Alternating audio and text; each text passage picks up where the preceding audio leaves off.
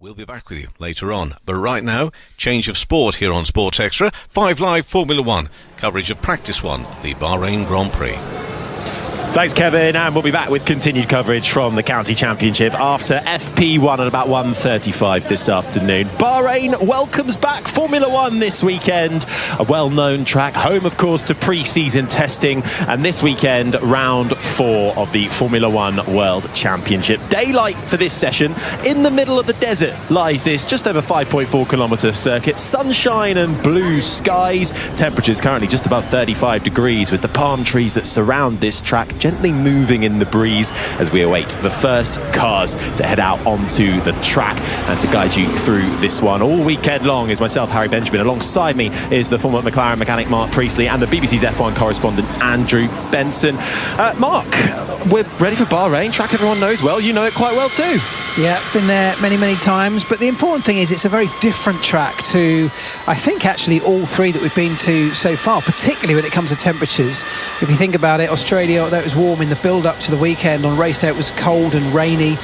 China, very low temperatures again, and then of course we know in Suzuka again it was wet. So we're going to get a very dry, a very hot weekend, and that's going to provide a very different challenge for the teams and drivers, particularly around tyres. It's also quite an abrasive circuit. So where we had the race in Japan last week, a wonderful racetrack, but degradation was very low. Wasn't much of a mix of strategies. I expect something very different this weekend. Well, let's all hope so for all of our sakes come Sunday afternoon. But, I mean, what's clear so far is that the McLaren really have been the team to beat. They always come to every track so far. They're fast, they're in the hunt with race wins under their belt. There's a bit of talk coming into this weekend because we had pre-season testing here as well, that really, is this the track where we're going to see their advantage fully displayed?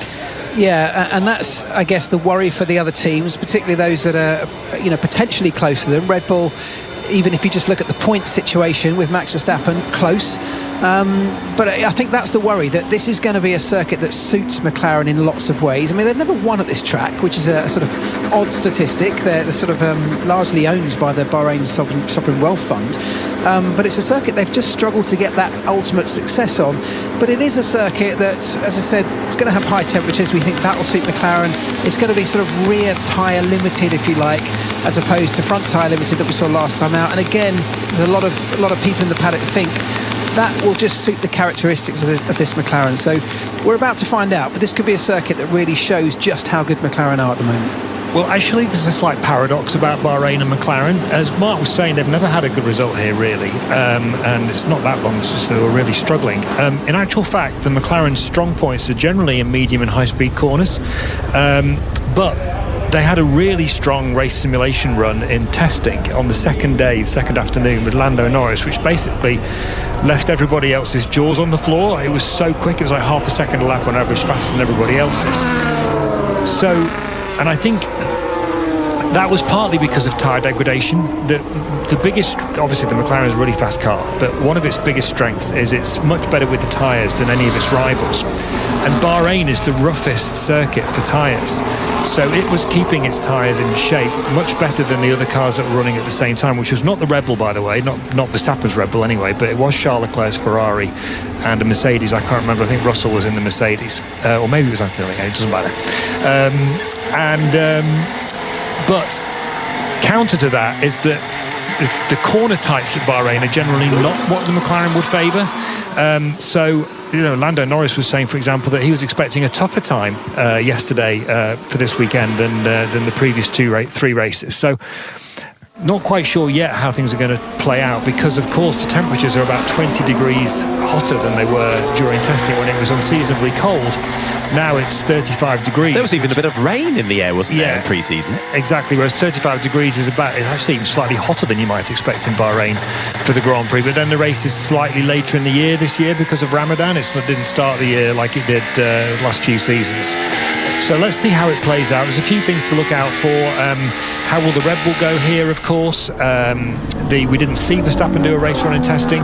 The Ferrari has a new floor on it, which is interesting because their ability to run at the ride height they want to run, as low as possible, has been a bit of a focus, or their lack of ability to run at the ride height they want to run, I should say, has been a bit of a focus this year. And then, of course, you've got Mercedes, and they're sort of always in the mix as well. So there's lots of unknowns going to the weekend. It should be a really interesting 3 days. Yeah, it should be. Cars out on track then. For those who wish to do a sync-up, it's 57 minutes and 53, 52, 51, 50 seconds remaining. Now, we should also say that, I mean, really, Mark, this is a bit of an unrepresentative session when regards to the rest of the weekend, and maybe that's why we're down 6 main drivers. We have 6 FP1 drivers stepping in. We've got Ryo Hirakawa. Now, we last saw him, last week, but he was in the blue and pink Alpine. He's made the switch, and he's now signed with Haas because he gets more running with them. So he's out there in place of Oliver Bell. And Felipe Drugovich, Aston Martin's reserve driver, gets to go out in Fernando Alonso's car. Fred Vesti in the Mercedes in place of George Russell. Dino Beganovic gets his run in the Ferrari in place of Charles Leclerc. Luke Browning replaces Carlos Sainz in the Williams, and Ayumu Iwasa replaces Max Verstappen in the Red Bull. So on Hirakawa, he joined Alpine over the winter because he thought he was going to get. They promised him more of an opportunity to potentially have a Formula 1 future than McLaren, who was at before. Obviously, he was never going to replace Lando Norris or Oscar Piastri. But the thing about Haas and why he's joined them is Toyota. He's a Toyota driver, and Haas have a technical partnership with Toyota. They're not using a Toyota engine or anything like that, but this was signed sort of towards the end of last year, and it's kind of Toyota putting their foot back in the water in Formula 1. We don't know where it's going to end up. But Hirakawa, I'm hearing on the grapevine, has actually been really impressive. McLaren were quite blown away by how good he was. Perhaps they shouldn't have been, but anyway, they were, and I think Alpine too were impressed. He did a really good job in P1 in Japan last weekend. So who knows? Maybe he's quite old. He's like 30 something, I think. 31. Yeah. So he's a bit old to be making a Formula 1 debut, but you never know. Maybe with Toyota being involved with Haas now, there's going to be an opportunity for him. So the thing with Hirakawa is he actually came quite late to racing relative in his teenage years, and just a little background on his career. He is 31 years old. Japanese Formula 3 champion in 2012, Super GT champion in 2017, and Super Formula finishing second in that back in 2020. And then when he really became on the radar of a lot of people was when he made the step up to the World Endurance Championship, working with Toyota and taking the win at Le Mans and the championship there in the hypercar category. That's the fastest category you get in the World Endurance Championship in 2022. Followed that up with the championship again in 2023, and still races in Toyota's hypercar program. So I do wonder, he seems to be flirting with quite a few teams, as we have a little moment there for the Mercedes coming into turn one, just a little bit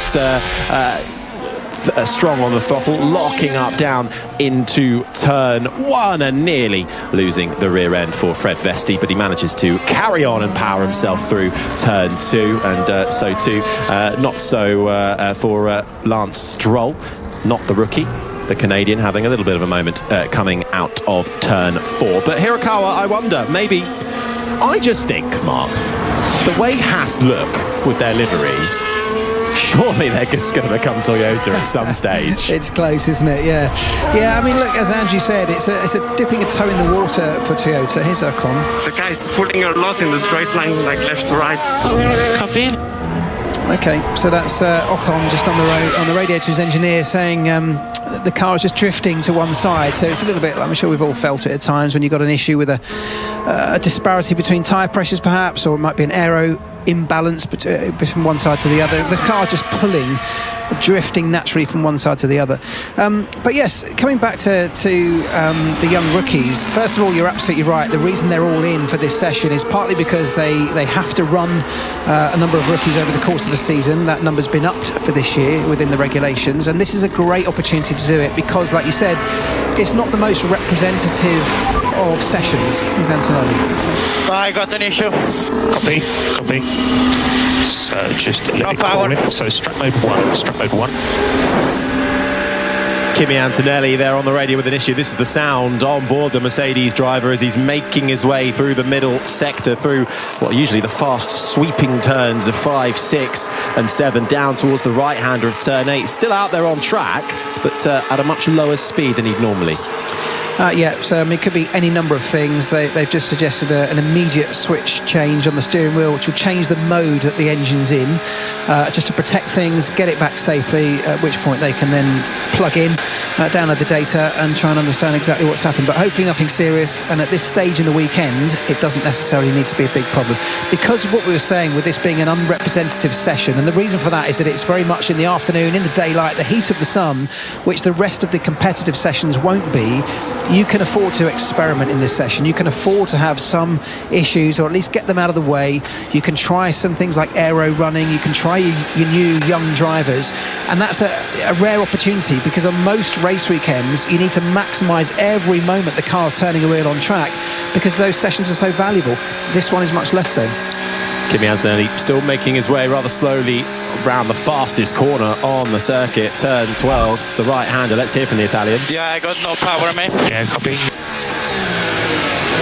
I've got no power is what Antonelli is once again telling his engineer Bono. So let's see if he can coast it back to the pits. And Mercedes wanted to get that issue sorted as soon as possible before FP2 a little later on. This is the sound of Oscar Piastri just really finding the edge of the track before he comes into the final corner. Has to have a couple of goes at getting it turned into the right-hander. Naturally, the circuit drags the car out wide there, so you really need to make sure you don't put all four wheels across the white line, or you will be done for track limits. And Piastri just struggling to find the grip there.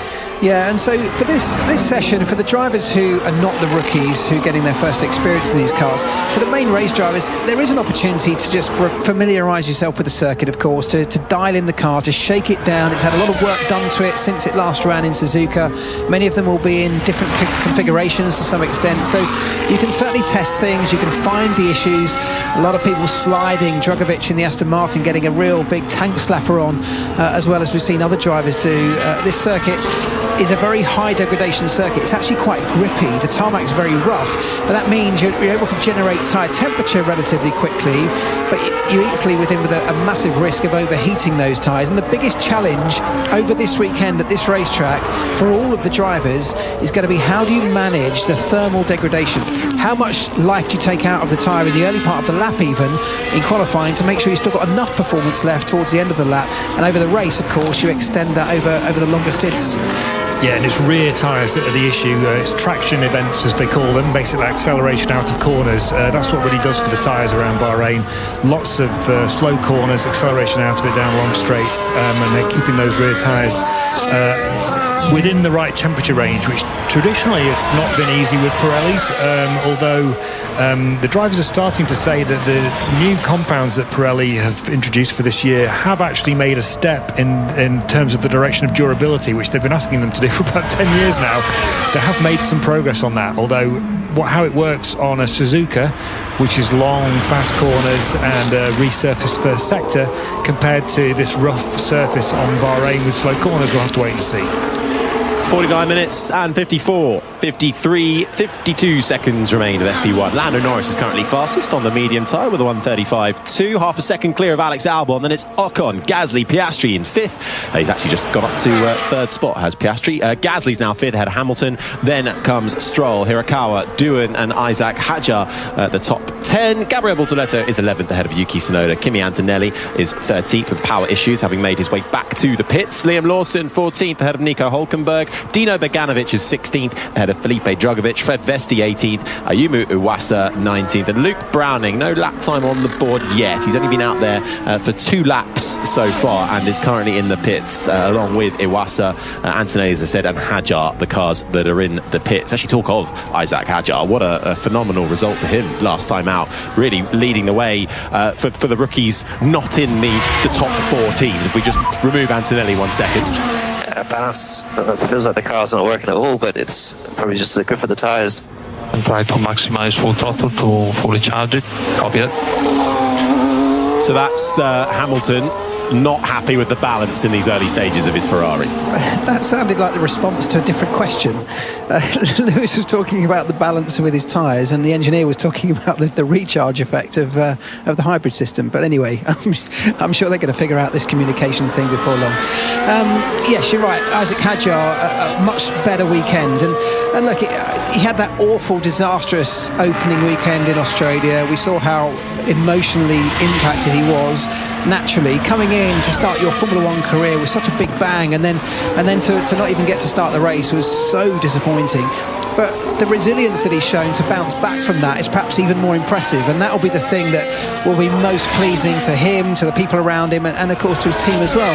He can now use that to start building, and I think it is showing signs of promise, and he just needs to keep doing that. He's got Liam Lawson alongside him now, someone who has some experience in that car, more so than him, and in that team. And yet, at least last weekend in Suzuka, he did a better job all weekend long, pretty much. So if he can keep building, keep learning, he's going to make more mistakes because he's a rookie. That's how you learn. But as long as he keeps bouncing back from those, he'll be absolutely fine. I found out quite a lot about Isaac Hadjar this week. I don't know why, but did you know his dad is a quantum physicist or a researcher in quantum mechanics? I did not know. His Piastri's radio. Oscar, how's the front wing? I think it's okay. It's maybe a little bit high, but I mean, it's just zero grip. Understood.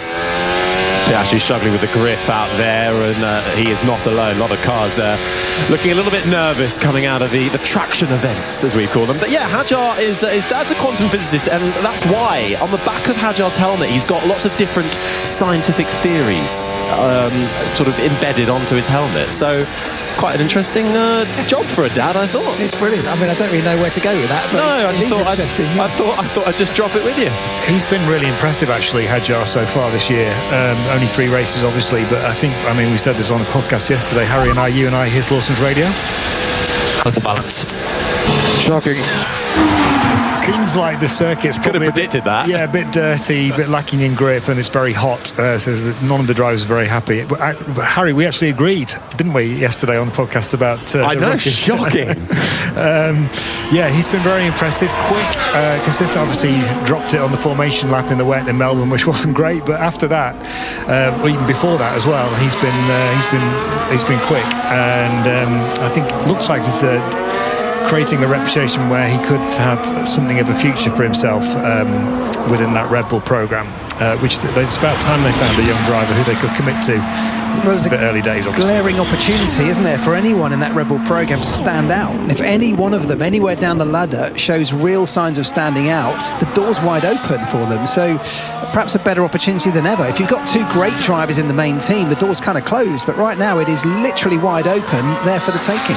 Hadjar just making his way on the hard tyre now into the right-hander of turn 4 on a lap. The other thing, actually, is we've got a yellow flag, and it becomes green straight away. The other thing I found out about Hadjar's dad is that he apparently lost 3 fingers fixing Isaac Hadjar's kart when he was a youngster. Wow. Talk about sacrifice for your child, and to be rewarded with a Formula One drive. Yeah, that's payback. Yeah. There you go. Wow. Not quite the 3 fingers, but he gets a little something anyway. Hadjar then making his way into that one of the really technical parts of the circuit. It's almost like a never-ending double left-hander at turn 9 and 10, where the apex suddenly comes up at you, and it's a really tight turn in onto a straight where the DRS zone is activated. That drag reduction system, the rear wing flies open before he slams it shut under the brakes, and then curves his way up towards the fastest corner on the track through 11 and the right-hander of 12. That 9-10 complex you're talking about there is actually the trickiest part of this racetrack, because as Andrew was talking about, a lot of the challenges here are sort of braking and traction events, so the big stops at the end of straights, and then they're getting on the power at the beginning of a straight, and of course that puts a lot of load through the brakes. Really tough on brakes around this track, but also through the rear tyres. As you're trying to bury the throttle, the last thing you want to do is get the tyres spinning up, and you need to be right on the cusp of that, but not overdoing it. That particular corner is a really difficult one, because you're turning the steering wheel at the same time you're braking. It's a really big stop, so that's a much higher likelihood of locking the brakes going in. As soon as you put steering input, You change the angle of the front tyres, you lessen the contact patch, and your opportunity to lock the brakes goes up massively. And then that compromises you coming out, where you're desperate then to get on the throttle because you've got a very long straight ahead of you, and you're much more likely to spin up the rear wheels and overheat them. So it's a really difficult, it's one of the biggest challenges for all drivers, and there's so much lap time in just being patient at times and getting that right. Every time I play that corner on the F1 game, I never get it right. I always lock up the front left tyre. Me too. And then I have your voice telling me to box for inters. So it never seems to work out for me in Bahrain. In the bright sunshine. Fastest in the middle sector is Alex Albon, making his way around the final two corners. Now, the last corner isn't really a corner, though technically it is. Taken flat out across the line, the DRS down that just over 1 kilometre main straight, and less than a tenth off is Albon compared to Lando Norris. Albon was feeling quite bullish ahead of this weekend. We've had, three different tracks, and even in pre-season testing in Bahrain, Carlos Sainz was really strong with his form in the Williams. It seems to be that Williams car is capable of scoring points on every track we've so far been to, so that's quids in for them, isn't it? Yeah, absolutely. They've taken a step forward, both within the car itself, but I think also the team is beginning to gel. All this work that's been happening in the background under the new leadership, where they've been building for something bigger in the future, I think you're just starting to see the changes, the results of that, and that's great to see. It translates into car performance, and you're right, they're not a front-running team yet, but they're definitely taking steps forward, and that's how you become a front-running team. Want to take one more push on this? Feels horrendous, mate. Nope. Understood. Hamilton does not want to push again, feeling horrendous in that Ferrari. He's down in 7th at the moment as he comes into the pits, hits his markers, and might well just breathe a sigh of relief to get off the track. Yeah, do you know what's just flashed into my mind, and I probably shouldn't say this on radio, but I'm going to anyway. It should be, I can see the meme at the end of the season when F1 does their little cartoons around that bit of radio with someone having a baby in a delivery suite. Do you want to have one more push at this? Nope, it was horrendous. Now that is FP1 chat. Exactly. That is FP1 chat. You need to let the guys know at Biggin Hill about that one. As the Ferrari is peeled back into the pit box, Hamilton wheeled back in. His teammate for this session is Dino Beganovic, also in the pits at the moment. He's currently down in 17th, but Beganovic, part of the Ferrari Driver Academy since 2020. It's currently racing in Formula 2 this year. Did a few races for them last year with a podium as well. So the Swedish 21-year-old is at the wheel of the other Ferrari where Charles Leclerc should be, and in the Red Bull, who is now back out on track, is Ayumu Iwasa, the Japanese Red Bull reserve and Racing Bulls reserve, just 23 years old, has been racing it out in Super Formula after his Formula 2 parades a couple of years ago, getting another shot at it, and no Verstappen in this session. So as part of the new rules, with the increased amount of sessions, 2 for each car, that a driver must sit out for the majority of the season in place for a rookie driver, and we're not surprised really to see it, Bahrain being the host of 6 rookies in the field. There's a crazy quirk in those rules, which I think is mad, that if your current race driver is a rookie, as is the case with people like Kimi Antonelli, for example, he classes as being the person to take these rookie runs, and so for Mercedes they don't have to run 2 in each, because Antonelli takes 2 of those slots as being a rookie running in the first 2 races, which of course seems to just completely circumnavigate the point of the rule. I don't know why that wasn't a line put into those regulations saying unless your race driver is a rookie. I was talking to one of the Mercedes comms guys in Australia, and he said to me that they are still quite keen and pushing for this rookie race to happen post Abu Dhabi, when they'd normally do the Pirelli tyre test. There was talk of it happening last year, although it all came too quickly in the end. But there's general promise around that, and people wanting for it to happen, a rookie race in Abu Dhabi. Would you be keen for that? Well, yeah, I think, look, from the opportunity to give drivers some competitive experience is obviously wonderful. It's really, really strong, and I think lots of people would love to see that. The teams would love to see that because A, it can help them progress their young driver program, but B, it gives them another race worth of data, of experience, of learning and knowledge at the end of the season, where you can imagine they will be trialling all sorts of stuff on the car for an opportunity like that. So the downsides, if you like, there's going to be a cost attached to it, of course. Staging another event, although it would never be as big as an actual Grand Prix, there's going to be a cost to that. And we're in a cost-capped environment, so there's lots of complications around that to figure out. Does it get broadcast on TV? There's lots of other knock-on effects to it. But I think the general feeling is there aren't too many downsides. Certainly if you're a fan, if you're a supporter of the sport, if it does get televised, that's more opportunity for sort of publicising brands and sponsors and the visualisation that comes with that. But crucially, it's about giving drivers, these young drivers, the opportunity to really test themselves, and for the teams to see those drivers being tested in a competitive environment. We just don't have very much in the way of on-track testing anymore. You know, we used to see drivers get at least a year or two of full-on testing with a Formula One team where they got so much data and understanding. Those opportunities are very, very limited now. Just coming back to Iwasa, who was teamed up with Tsunoda for this session. It's an all-Japanese lineup, and Amit, hashtag BBCF1, has asked random one. Let's hear from Tsunoda first. Okay, but the throttle is not reacting well. It feels really slow, very lazy somehow. Yeah, we'll check it back in the box.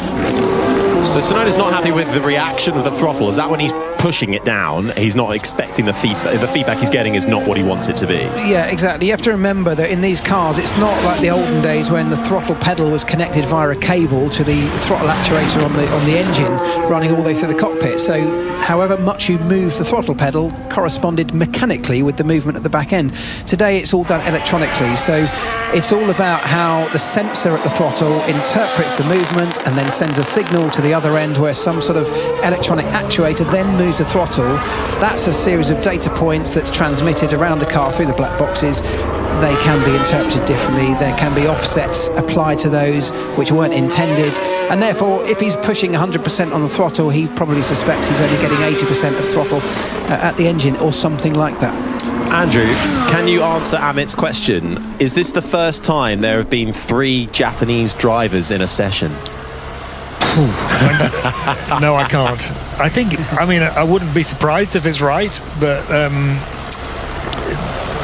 yeah, I'm going to say yes, but I don't know for sure. Yeah, I certainly can't think of another occasion. I think I've got it, but I'll admit I've had to look it up. I think the 1977 Japanese Grand Prix in Fuji. Was Kazuyoshi Hoshino one of the drivers? Correct. Yeah. Kurimitsu Takahashi, Masahiro Hasemi, and Noritake Takahara. So 4. Okay. And then the last one before that, I think, was 1976, again at the Japanese Grand Prix. Good knowledge, Harry. Where are you getting that from? I just can't advertise. Just plucking it out of my brain, Andrew. Yeah. Kazuyoshi Hoshino actually was probably a great lost Formula One driver. He was still racing in Japanese Formula 3000 in the early 90s against people like Eddie Irvine and Mika Salo. Oh. Even though he'd been in that Grand Prix in 1977, he was supposed to be really, really good, but he just raced in Japan all the time. Well, it's interesting because I think back in those days, obviously for those select events, they'd be able to expand the grid, right, for some home drivers to come and race, which is why I think we got 4 drivers from Japan racing in Fuji back then. But well, yes, we've got 3 in this session: Ayumu Iwasa, Ryo Hirakawa, and Yuki Tsunoda. Talk of Tsunoda, Mark, how did you rate his first outing last weekend in Japan with Red Bull? Generally promising, or not good enough, and he'll just be another one to fall by the wayside? I think it was probably more towards the former of those. It was promising in that he didn't make any horrendous mistakes. His race was stronger than his qualifying, but it was his first opportunity. So I think Red Bull have no choice but to give him time, because literally they have no one else. There's no one else queuing up waiting to get into that seat. So he's by virtue of that alone going to get more of a shot than Liam Lawson has. And I think he seems like the kind of character that's going to need it. He'll build up to it slowly. But I have some faith that I think he'll do a better job than we've seen so far. He's just going to need some time, which is the natural way to bring anyone into a new role. It's just not the fortune that Lawson was given. There was some really promising signs from Tsunoda, actually. He was very nearly as quick as Verstappen in the first practice session. Again, very nearly as quick as Verstappen in the third practice session. Don't know what happened in P2, but then it was a very fractured session with all the red flags and the fires and all the rest of it, grass fires and what have you. Then in Q1, he was pretty much matching Verstappen, but then he messed up Q2. But I don't think Red Bull really helped him. They did the usual sort of used tyre for the first run, new tyre for the second run, which is fine for a guy who's a top driver in a car that he's used to. It's perhaps not the best idea for someone who is new to a car and the car's difficult. The idea is to get you to have 2 sets of new tyres in Q3, but if you don't get into Q3, that's a bit moot. And that's what happened. He went into turn 1 15 k's faster than he had done before and unsurprisingly made a mistake. And then the race you couldn't really tell because, he made up a place against Lawson on the first lap and made up an undercut on Gasly in the Alpine, but then he got stuck in the same train as everybody else with overtaking pretty much impossible. So jury's still out, but he was definitely a step up on Lawson, who was completely lost in the first couple of races, which is why they got rid of him so quickly. He didn't look lost, he didn't crash, he didn't lose control apart from when he made the mistake in Q2, so definitely, a relatively good foundation to work from. They're also considering the fanfare around not only his move, but it coming in time for his home Grand Prix. I remember interviewing him on the Tuesday beforehand, and I think that was ahead of a week of an absolute jam-packed days of media interaction, and that's not going to be helpful. So something like this weekend should be a lot quieter for him as well.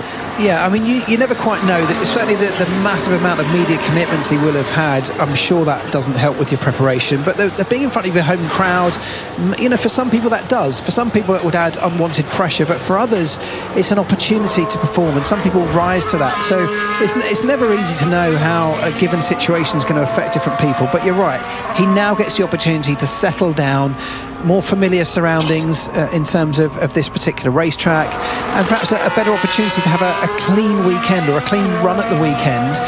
And look, there's still going to be eyes on him, but as I said, he's got the luxury of knowing there's no one waiting in the wings to step in, after 2 races if he doesn't deliver. And just having that psychological benefit, which Liam Lawson definitely didn't have, has got to be a big help. Well, Tsunoda currently in 8th on the medium tyre, behind Liam Lawson, who was out there on the hard. He's now pitted. It's 31 minutes and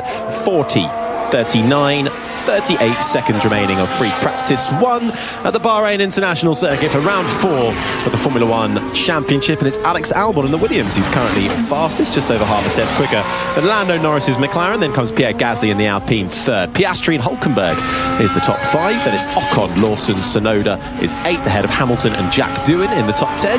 Ayumu Iwasa in place for Max Verstappen is 11th ahead of Lance Stroll. Fred Vesti in the Mercedes in place of George Russell is 13th. Then it's Bortoletto and Isaac Hadjar, the top 15. Ryo Hirakawa is in the Haas instead of Oliver Behrman for this session. He's 16th ahead of Felipe Drugovich, who is substituting for Fernando Alonso. Kimi Antonelli's been confined to the pits with power problems in his Mercedes, down in 18th ahead of Dino Beganovic, also in the pits. Not too much running from the Swedish driver in place of Charles Leclerc, and equally so for the British driver Luke Browning, down in 20th and last. Has done a few more laps, 7 to his name so far, but back in the pits, 20th and last. We're just talking about staggering facts there with the Japanese drivers. I've got another one for you, if you like, which I only found out by accident yesterday when researching a British road car for the popular TV show that I work on, the Hillman Imp. Remember that one? The what? The Hillman Imp. Well, it's way before your time, mate, but the Hillman Imp, Andrew will remember it, designed by a Ferrari Formula 1 driver. Did you know that, Andrew? I didn't, but you are a bit cheeky, given you're, 2 or 3 years younger than me. You must have restored a Hillman Imp in your time, which I certainly haven't done. No, I'm about to. That's where this came from. Can you imagine that today? A Ferrari Formula 1 driver designing a road car. Less than half an hour remaining of the FP1, and this is Tsunoda. We're just getting another look at him coming into the pits. And what's going to happen to the Japanese driver? Let's hear it from him. Okay, straight back out. Oh, yeah. Sorry. We're a bit further up the pit lane. Did he miss his pit box? I think he did. Well, we saw it was Carlos Sainz do that, wasn't it? Lewis did it when he went to Mercedes. I think a few people do that. You're so conditioned to turn it, just look for the block of colour that you're familiar with. I think he was aiming for the RB garage and missed the Red Bull one. So apparently my Japanese Grand Prix stats, or last time 3 at least 3 Japanese drivers took part in any session. We've got some more that are more recent. 2001 French Grand Prix. This was the first time in F1 history that 3 Japanese drivers started a race. Takuma Sato, Kimiya Sato, Takuya Kurosawa. This is all coming from our producer, by the way, so I take no blame if this is incorrect information, which it could well be. Yeah. So if you find any more, hashtag BBC F1. And, Fraser said Taki Inoue, Yukio Katakama and Hideki Noda, Suzuka 1994. And the St. Jack's also brought that one in. So it's actually really F1. common. So it's actually, not that unusual. So yeah, we'll just park that one there, shall we? Should we go back to Isaac Hadjar's dad? That was more interesting. But the Ferrari Formula 1 driver, by the way, was Michael Parks, if anyone's interested. You probably haven't heard of him, but he did drive for Ferrari back in the day. Nice bit of knowledge. You have done some prep ahead of this weekend, Mark. That's the former McLaren mechanic, Mark Priestley, alongside myself, Harry Benjamin, is also the BBC's F1 correspondent, Andrew Benson. We're in Bahrain for round 4 of the Formula 1 Championship in 2025, and it's a return to known ground. It's daylight at the moment, a little bit of wind in the air, but it is hot as well. 35 degrees air temperature, 46.7 degrees track temperature. Should cool slightly as we head into the night. Of course, the race getting going at dusk as night falls and the floodlights illuminate this just over 5.4 kilometre circuit. 15 corners, 6 to the left and 9 to the right, where you can reach speeds of just over 330 kilometres an hour. And to the top of the times, the 2 Saubers, but they have stuck on the soft tyres. Nico Hülkenberg a 1:34.2 ahead of his teammate Gabriel Bortoleto, about 3.5 tenths clear. It's actually the 15th year Nico Hülkenberg has raced around the Bahrain International Circuit. He was celebrating that one on LinkedIn, of all the places to do it. He's quite a LinkedIn man, is Nico Hülkenberg. He is, isn't he? Yeah, that's quite a good record. So the soft tyres is interesting. There's a lot of learning to be done, even though we're in these very different temperatures. And there's a slight anomaly here that most people are saving those soft tyres because the temperatures are so different now to what they will be in the rest of the weekend. But the challenge, particularly with the soft, is, as I said earlier on, is how do you look after them enough to get through an entire lap in qualifying? They're going to be the qualifying tyre, of course. Very, very easy to overheat those rear tyres in the early part of the lap and have nothing left towards the end. So it's quite interesting, actually, that the 2 Saubers have used a set of softs at this early point in the weekend. Yeah, I suppose they're just doing constant learning, aren't they? In terms of the championship, they're actually doing all right, courtesy of, I say they're doing all right. They're not last, as many might expect them to be. They're one but last, with 5 points to their name, or 6 points to their name, courtesy of Nico Hülkenberg getting 7th place in Australia, really making use of the conditions there. It's McLaren who lead the championship with 36 points clear of Mercedes. Then comes Red Bull in 3rd, Ferrari 4th ahead of Williams, Haas, Aston Martin, Racing Bulls, then Sauber with Alpine, still the only team yet to get off the mark. And in terms of the Drivers' Championship, well, it's Lando Norris who leads that, ahead of Max Verstappen by 1 point. Then it's George Russell, Oscar Piastri and Kimi Antonelli, the top 5 in that one. Best start for any season for George Russell in the Mercedes for his running so far. So looking rather good is George Russell on that front. I want to get your thoughts, Mark, on the McLaren drivers, considering you've been, I know it was a different time, different ethos. Piastri runs out wide after going fastest in the middle sector. He's also stuck on the soft tyres, still puts him up into 2nd. But this idea that they're happy to play 2 number 1s together in the team. They want to keep that harmony. Do you think that can last? Do you think they can keep peddling that tune, or sooner rather than later there's going to have to be some sacrifices made? Because I think a lot of the limitations in Japan came from not willing to sacrifice a driver for strategy, even if that might have meant one driver getting a better result. Yeah, I mean, first of all, that's always been McLaren's policy. Even you go way back before my time, that was always the way they operated. They never had a number 1 or number 2. In a time when, Schumacher at Ferrari was even written into a contract where there was a number 2 driver, the prime opportunities went to the number 1. But we always at McLaren had that idea that we were never going to do that. And they're carrying that on now. it's fine until it's not fine, and that sounds like an obvious thing to say, but in a year where they look like they have at least one of the best cars, if not the best car at this point in time, if that were to continue through this season and we get to a point where the championship is just going to go to one of those two McLaren drivers, that's a very real possibility. Well, then McLaren have a genuine problem on their hands, because they are going to have to at some point favour one over the other, particularly if in the Constructors' Championship there's another team that's close enough to cause them problems. The two drivers at McLaren will take points off each other every single weekend. That's looking likely. Red Bull, for example, that's not going to be the case. They're also going to have this idea around strategy, and we saw that, you rightly said, in Suzuka. There was another scenario that McLaren could have played, which was a slightly higher risk strategy that might have won them the race, but it would have definitely cost one of their two drivers, and they seemed reluctant to take that opportunity and to make that choice because of the way they're playing this. So it's not that it's the wrong way to go about it. It can be very fair, it can be the nicest way and the right way to do it in lots of scenarios. But there could well come a point in this season when that actually puts another challenge on their plate that they could really do without. And that's the bit that I think everyone at McLaren is slightly worried about. Yeah, I think they were just a bit unfortunate in Japan, really, with the timing of everything. So obviously they were thinking about the undercut on Verstappen with Norris. But there was never a window because the field was quite compressed, because the cars are quite close together now in terms of performance from front to back of the field. There was never really a window for Norris to drop back into. He would always have come out in traffic, and of course, and he was about 1.5 seconds behind Verstappen, which is about undercut, but just about. So it was always going to be marginal, and if you come out in traffic, that makes it even more marginal. So the chances of the undercut coming off are not that great, which is why they didn't go for it. Then they got a bit stuck because George Russell pitted in the Mercedes, and he came out on the hard tyres and was going very quickly straight away. He was trying to undercut the Ferraris, but it also threatened Piastri, and that meant they had to pit Piastri first to protect him against Russell. That meant they had to delay a lap for Norris, and of course that gave the game away to Red Bull, and they could stop Verstappen on the same lap as Norris. So it was kind of over. So it was just a bit unlucky, really, I think, more than anything else. But Mark's absolutely right. It does throw that as in terms of the general philosophy of the situation that they're in. They are going to face other situations like that, quite likely.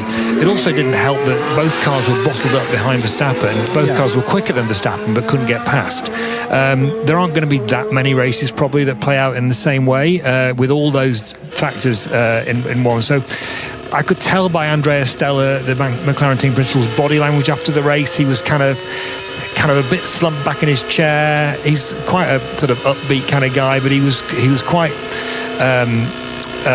he had a sort of down sensibility about him, if you like. He never comes across as that down, but you got the impression, or at least I felt, that they felt like, really, this could have been a race that we could and should have won, but it started to go a bit wrong from qualifying. You know, it took me two or three attempts to get him to properly explain the strategy decisions, whereas normally he'll just go straight for it with the first question. Just little things like that. I think they just felt that circumstances hadn't played in their favour, starting with the drivers not qualifying where they should have qualified, basically. Yeah, I don't think they necessarily got things wrong in Japan at all. I mean, finishing second and third is a really strong result. If you're thinking about the championship, it's a wonderful result. If you're thinking about the long game. But I think there are going to come chimes when the best thing from a team perspective is going to be to split your strategies, because that's always the way. When you've got two cars in the fight, it gives you an opportunity. Straight out. Oh, sorry. That was Alex Albon, who is under investigation for a unsafe release in the pit lane. That was him just talking to his engineer. There'll be a time when McLaren, the best thing for the team is to split their race strategies in an attempt to overcome a Verstappen or a Ferrari or whatever. And inevitably when you do that, one will work out better than the other, and inevitably then you will compromise one of your two drivers. And if you've got so much focus on making sure both drivers get equal opportunities throughout the season, that can sometimes, if you're not careful, get in the way of making what ends up being the right decision. Little moment just for Lance Stroll out on track, running slightly wide. It's 90 minutes and 38 seconds remaining. Gasly currently tops the session. Soft tyres going on these early stages ahead of Albon, Ocon, Hülkenberg and Jack Doohan, the top 5 as it currently stands. A little bit of news, by the way. It seems that the engine meeting that people might have heard about is over. And unsurprisingly, the V10 idea has been kicked into the long grass. Just a bit of background: Mohammed Ben Sulayem, the FIA president, was pushing the idea of introducing naturally aspirated V10s running on sustainable fuels before the end of the next engine rules cycle. So before that runs from 2026 to 30. That's been rejected basically by the engine manufacturers who, as I've been writing for the last week or so on the BBC Sport website, we're never going to approve it. It needed 4 of the 5 of them to approve it for it to be passed, and it hasn't been. There's going to be some more details about that engine meeting coming out later, but that's fundamentally where they're going. And Andrew, maybe this is an apt time just to see off the other news related to the FIA this week, because there's been quite a lot of news on that front. Yes, so yesterday Robert Reid, the Deputy President of Sport, who was a member of Mohammed Ben Sulayem's leadership team when he was elected in 2021, but who's fallen out with him over the last year or so, he resigned, basically saying that the FIA was going in the wrong direction. His quote, the main quote from him was that, see if I can just find it for you, a fundamental breakdown in governance standards within motorsport's global governing body. And then a little bit later on Thursday morning, Natalie Robin, the former Chief Executive Officer of the FIA, who left the organisation last summer after just 18 months in the role, she finally broke. Nasty moment there. Harry, do you want to take us through that? Between the two Williams cars making their way out, and it was Luke Browning who was on a quick lap. He's in place of Carlos Sainz, making his way through the really fast right-hander of turn 12. Alex Albon ahead of him, coming into 13. Wow, that was close. 13, the other right-hander, and Browning went to move to the right-hand side, the inside, just as Albon also darted for the apex, and Browning having to cut the corner and avoid what could have been a rather big collision between the two Williams drivers. And the voice you just heard on the radio there was Felipe Drugovich, who had the best seat in the house for that. Also, wouch. That's a good word. Wouch. Anyway, Natalie Robin, she finally went public with her feelings about the FIA. She told BBC Sport in a story that she'd worked under challenging circumstances to strengthen the Federation's governance framework and upgrade its operational transparency. The resignation of Robert Reid clearly indicates there are serious ongoing structural challenges when professional processes are not adhered to and stakeholders are excluded from decision making. It undermines the foundation of a strong organisation. Both of those are obviously major interventions and developments in this sort of ongoing saga of controversies that have unfolded around Ben Sulayem over the last 3 years since he became president. He's up for election this year. No actual candidate has come forward yet to oppose him, but there are rumours that there's going to be one. It just underlines the sort of continuing discontent and unease about Ben Sulayem's leadership within Formula One, not just in the FIA, but among the teams and F1 as well, although not everyone's willing to say anything publicly about it, but I can assure you that it's there. And this is actually the first race Mohammed Ben Sulayem is on site for the season, is that correct? Yes, coincidental or otherwise, these interventions, I don't know. Well, that's what's going on with the FIA. Thank you, Andrew Benson, and you can keep up to date with all of those stories as they continue to unfold on the BBC Sport website. 15 minutes and 37 seconds remain. It's Gasly who leads the field on the soft tyre ahead of Alex Albon by almost half a second. Then it's Ocon. Hülkenberg doing his fifth. He's just come across the line to start another lap ahead of Tsunoda. Piastri, Lawson, Bortoletto and Isaac Hadjar round out the top 10. Then it's Stroll. Lando Norris is on a lap at the moment on the soft tyre, so we'll see where he pops up to. He's ahead of Hirakawa at the moment in 13th. Vesti down in 14th. Ahead of Hamilton, struggling with balance issues in his Ferrari. He's just come back into the pits. Ayumu Iwasu is 16th ahead of Drugovich. Antonelli with power problems continuing to plague his Mercedes. Dino Beganovic is 19, and Luke Browning just avoiding a rather big scrape with his teammate Alex Albon out on track. Has just re-emerged from the pits as the British driver in the Williams. He's 20th and last at the moment, and indeed that incident between Albon and Browning has been noted for impeding So I think that will probably just go away because it's between the two teammates and it's a practice session, but that could have been a mighty bill for the Williams team. Yeah, another one which they definitely don't need. I mean, it was very high speed as well, wasn't it? So good reactions in the end from Browning, but yeah, that could have been disastrous. Norris goes back to the top of the timesheets now with the soft tyres on, about 2 tenths, just under 2.5 tenths quicker than Gasly. So everyone's running these soft tyres now because they've got more of those than any other in their allocation of the weekend, and because, as I said earlier on, the circuit's quite abrasive, it's very much going to be tyre limited, particularly when it comes to thermal deg of the rear tyres, which means the race tyres are definitely going to be the hard and the medium of the two tyres. So they can't afford to use up any of those that are going to be potential race tyres. Highly likely to be at least a 2-stop race, and which means they're going to need more tyres for the Grand Prix, and I think that's why they're hanging on to those and using up the softs at this point in time. Lewis Hamilton just a few moments ago, not on the soft tyre, but treating his hard tyres like they're going to be thrown in the bin as he comes into the pits and stamps on the brakes to get to the pit limiter, locking up both the front left and the front right before he peels into his pit box. Just has to wait while his teammate Beganovic is brought into the garage. Ferrari's going to be an interesting topic and one to watch this weekend, because there have been some struggles. We saw Lewis have that brilliant sprint win, of course, a couple of races ago.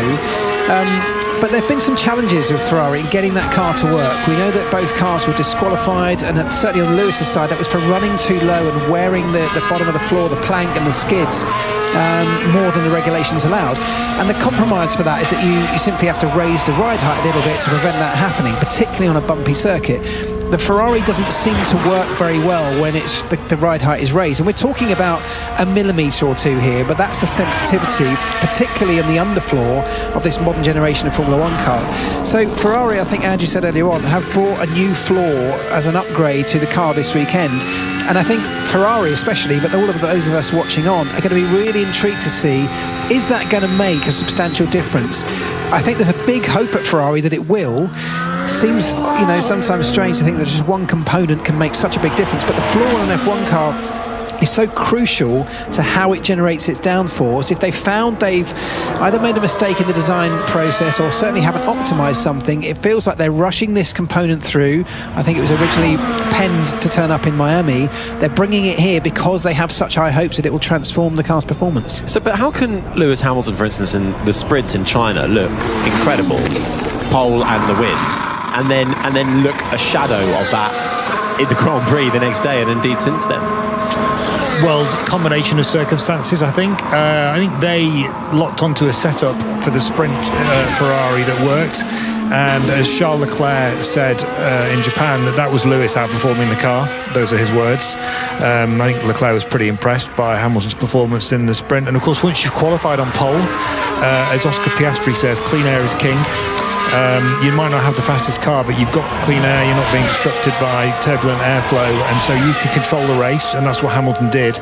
And then of course he was protected from the McLarens, or Piastri's McLaren, because Norris had had a bad day, by Verstappen, and Verstappen started to fall back from him, and Piastri was held up by Verstappen for a while, and it was 4 laps from the end of the sprint before Piastri was able to get by. I think if the race had been longer, Piastri probably would have caught Hamilton and passed him, but Hamilton had been able to make it work.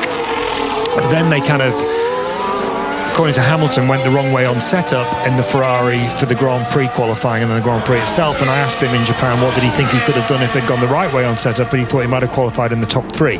Of course we don't know whether that's true or not, but that was his feeling. I think probably on the balance of the Grand Prix so far, the 3 races, I think the Grand Prix qualifying in China was probably the actual reflection of the performance of the car in relation to all the others. Everyone had an opportunity to get their setup sorted out, and of course Hamilton's very good around China, as Mark will remember from being his mechanic there, even if he dropped it in the pit lane in 2007. So I think that's what it was. So it fell back to its natural level for the Grand Prix is basically what happened in China. Well, he's very good in China. He's also very good around here. Most wins of anybody, 5. Most podiums at 11. Never retired here and scored in every race he's entered since 2009 for Lewis Hamilton. Those are the Bahrain stats and facts for the 7-time champion, who is struggling so far this session with balance issues and is currently in the pits. And are we about to see Alex Albon smoke his tyres as he comes into the pit lane? We're going to hear from him. Alex, we need to go in lap here. I know we're 2.5 up. I'll back it later. I'll get it later. That's fine. Yeah, but when I don't know what the brakes are doing every lap, it's nice to do something. I get the frustration. What Alex Albon's talking about there with his engineer is that part of these practice sessions you have to simulate all aspects, or as many as you can, over the race weekend. So the going in lap, what he's talking about is they're attacking the in lap as if you were coming in for a pit stop during a race, for example.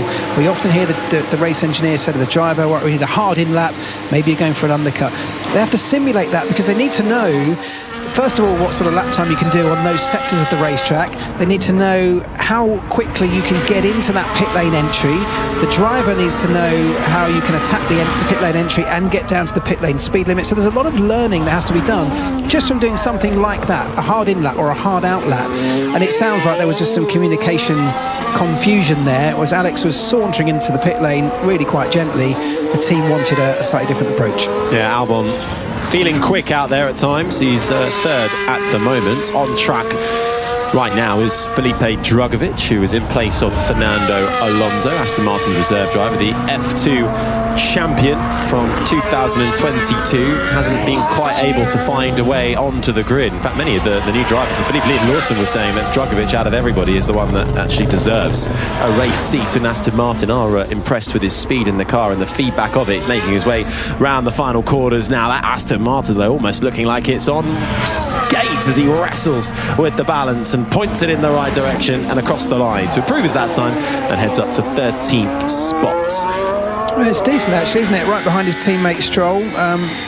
Barely a few hundredths between the two of them at this point, both on the soft tyres. So, from a youngster's point of view, Drugovich, someone who I think a lot of people rate very, very highly up and down the paddock.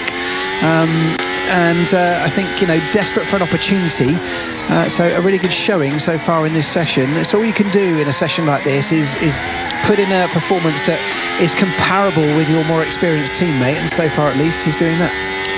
This is the sound of one of the other rookies in the field. In place of Charles Leclerc, it's Dino Beganovic, the Swedish racer, currently in Formula 2, raced in F3 as well, finishing 6th a couple of years ago, won the Formula Regional Championship back in 2022 and joined the Ferrari Driver Academy in 2020.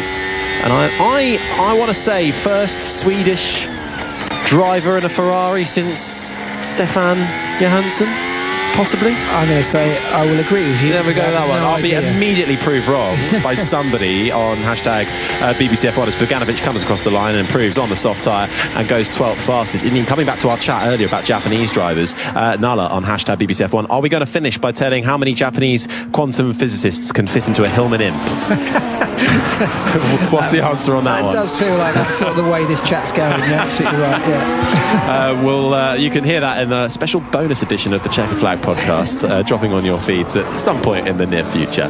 Hamilton's back out on track, though, just making his way through the tight left-hander of turn 9. The DRS flies open as he heads out of turn 10 and down that straight towards the sweeping left-hander of turn 11. 160 kilometres an hour before you rise uphill, flat out, 245 kilometres an hour through the fastest corner on the circuit, the right-hander of turn 12, before you slam on the brakes into the right-hander of 13, down the back straight towards the final two corners, which really merge into one, because turn 15 is just a slight right-hand kink taken flat out through the first part of it for Lewis Hamilton in the Scarlet Ferrari. Don't run too far out wide, the curbs drag you out there. He just about keeps two wheels the right side of the white line, crosses the line and puts his Ferrari up into third. About 6/10 adrift, though, from Lando Norris. Yeah, so surely still more time to come from that Ferrari, given how early it is in the weekend. But the thing that happened to Ferrari in terms of them getting disqualified from that, as we said earlier on, running the car too low and wearing out the skids,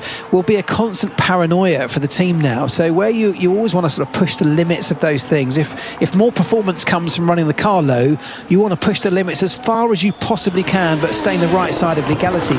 But for Ferrari now, you've always got that in the back of your mind that you don't want to go too far. Something's wrong with the clutch. I've lost power.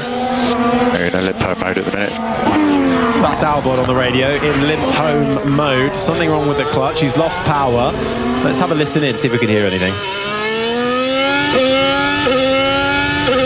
Well, rising up through the gears towards turn 11. Sounds okay. Well, you don't use the clutch once you're up and running in a Formula One car. You use it to pull away, and after that, the gears just shift seamlessly without using it. So that's an interesting one that he knows that, unless it's an old message that is referring to when he did pull out of the garage.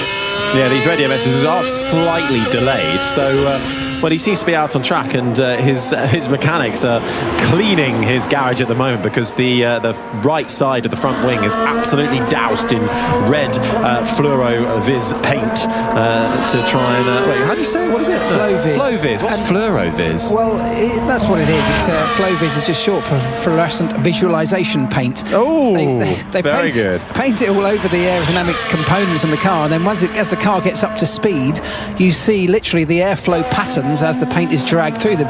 But I can tell you, having been in the garage, when you do this stuff, you spray these components, you typically do it early in the season when the car's new, you're still finding Flow-Viz paints by race 24, because it just gets everywhere, and despite your best efforts at cleaning every component, it's so hard to get rid of. Is it not coming off your clothes either? Mate, it just gets into all the nooks and crannies in every single bit of that car. They'll be finding that in 8 months' time.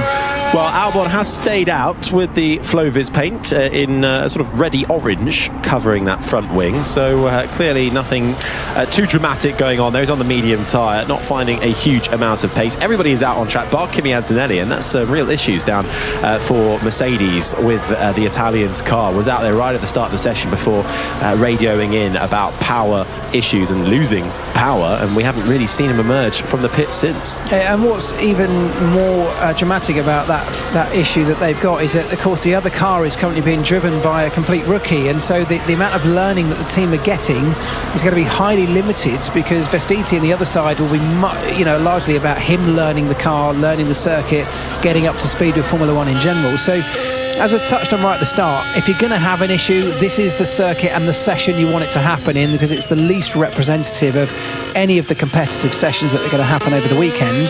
But even so, you'd still rather not have that happen to you at all. This is Albon coming across the line, getting some valuable data for his team. Q3 in points in every race so far for Alex Albon. It's his best start to a season in Formula One as well. Williams really making a nice step for them. Interestingly, though, Carlos Sainz, we haven't seen him obviously in this session. He's out of the car. In place is Luke Browning. But Sainz hasn't been there with him. He's still struggling to get to grips with this car, isn't he? Yeah, which, I guess on one level surprises people, because you expect a driver of the calibre that he is, and we saw him, I'd have put him right up in the top 5, I think, last year when you saw him in a Ferrari. At times, even right up well into that top 5. He's a wonderful driver, and I think we saw some of the best of him last year. You sort of imagine that you can transplant that great Ferrari driver, put him in a car further down the grid, and you're just going to immediately see the results that he will be able to bring to the car. I don't think modern Formula One's like that anymore. I think the cars have such nuances in the way they need to be driven. We're sort of so close to the limits of their performance. It takes a particular driving style to get the best out of each car, and therefore any driver of any calibre, if you move teams and that car doesn't naturally suit your style, you're going to have to learn how to get the best out of it. It might take a compromise or a relearning of the way you drive a car, and that can take time. Speaking of taking time, we've just got a minute left of this session. Lando Norris is currently fastest. I want to talk about Jack Doohan briefly, the rookie in the Alpine, because Gasly's up there in second at the moment, and Doohan's actually in 7th on the soft tyre. But obviously Japan was a really tough one for Jack Doohan, missing out on FP1, huge crash in FP2 on what was rather I want to call it a rookie mistake, but even for a rookie, that was a big mistake to make, not switching off your DRS because normally what would happen is you touch the brake, right, and the DRS would automatically close. But in turn 1 in Suzuka, you take it flat and then you brake going into turn 2. He said it worked in the simulator, but it didn't in real life. Yeah, so there is a whisper travelling around that it may not simply be a driver error. Yes, you can have a manual override where the driver has to physically close the rear wing flap, or you can set that up to happen at a certain point. Normally it would happen as you touch the brakes, as you said, but on that particular corner you don't touch the brakes going into that corner, so you would normally set that up to happen by itself, or you can allow the driver to have that responsibility. So we don't know is the answer. The team are not really giving too much away, but there is a bit of a whisper that could be that it was a car failure rather than a driver error. And the bigger worry for me is if it was a car failure and we're not being told about it, is this something, is there something slightly more to it? In terms of his preparation, it's a difficult start to the year for him in terms of what's going on in the background, potential threats from Colapinto as a reserve driver. So there's a lot around this scenario that I don't think we all know the full story to. I do know. Okay. Benson has his whispers as well. I spoke to Alpine about it a number of times over the Japanese Grand Prix weekend. Basically what happened was that Doohan was not closing the DRS manually in the simulator, and but the DRS was closing, and the team didn't warn him that he needed to close the DRS manually. But at the same time, he should have known that he had to close the DRS manually. Okay. And what happened was on the previous lap, he'd lifted off a lot earlier, and the DRS had closed. But for the next lap, obviously he was trying to make up time because he'd sat out the first session because Hirakawa had been in his car, and he went in much faster to turn 2. Did lift, but didn't lift enough to trigger the DRS, and crashed because the DRS hadn't closed as a result of that. So it's a bit of a combination of fault. It was a driver error, but at the same time the team weren't completely blameless because perhaps they should have realised that might happen, but they hadn't really clocked that he wasn't closing it in the simulator because it's the simulator. And if you've got a young driver who is clearly struggling, learning the ropes and clearly under pressure, do you not want to take some of that pressure away if you're the team in that scenario by coming out and announcing to the world that this isn't necessarily just his fault? Well, yes, but at the same time it kind of is his fault ultimately, but at the same time, I agree, it was kind of weird that I think they didn't want to put it all in the press release because it's quite a complicated scenario, right? So they preferred to say in the press release it was his fault. It was a misjudgment, was the way they put it. It was quite a kind way of describing it, which is it's his fault, not untrue. And then anyone who bothered to go and ask, who was going to actually write about it, they told, and that's what happened with me. I went to ask, as did some other journalists, and they were given the actual answer, and that was the answer. You can always rely on you, Benson, asking the right questions to the right people at the right time. Although did do a report worth £1.3 million worth of damage in Japan, which Flavio Briatore is not going to be particularly happy about. So hoping though for a better weekend for both Alpine drivers. Still no points. Fred, it was an excellent job. Thank you. Thank you, Toto. Thank you. Thank you for the opportunity once again. Reserve driver Fred Vesti getting a thank you and a well done from Toto Wolff. Vesti getting some good mileage in that Mercedes today. Finished down in 18th spot, putting in 26 laps. So good running from the Danish driver. That is the checkered flag out. We are done for FP1. It's Lando Norris and McLaren fastest. They've laid down the early marker, and it's looking a bit like the M25 on the start-finish grid, where they're all trying to find their grid spots to do their practice starts. Gasly ended up second, ahead of Lewis Hamilton's Ferrari. Alex Albon in fourth, ahead of Esteban Ocon's Haas. Nico Hülkenberg was sixth, ahead of Jack Doohan in the Alpine. Then comes Liam Lawson in eighth, ahead of Yuki Tsunoda, with Oscar Piastri rounding out the top 10. Gabriel Bortoleto was 11th, ahead of Isaac Hadjar. Luke Browning was 13th. Dino Beganovic 14th in the other Ferrari. Lance Stroll rounded out the top 15 with Felipe Drugovich in 16th. Rio Hirakawa 17th. Fred Vesti, who you just heard on the radio, in 18th spot. Ayumu Iwasa was 19th, and work to do and troubles down for Mercedes and Kimi Antonelli with power problems plaguing his running. Only did 3 laps in that entire session, so they'll be working hard to get that car ready again when we do go again for FP2, which will be on air from 3:55 later on this afternoon. The session starts at 4 o'clock. You can hear that on BBC Sounds, your chosen smart speaker, and of course 5 Sports Extra. But that's it from us in Bahrain for the first practice session. My thanks to Andrew Benson, my thanks to Mark Priestley. We can now hand you back to Kevin Howes and the team for more live ball-by-ball cricket commentary from the County Championship, and we'll see you a little later on today. And you find me, sadly, stumbling over just a little bit of lettuce, which I...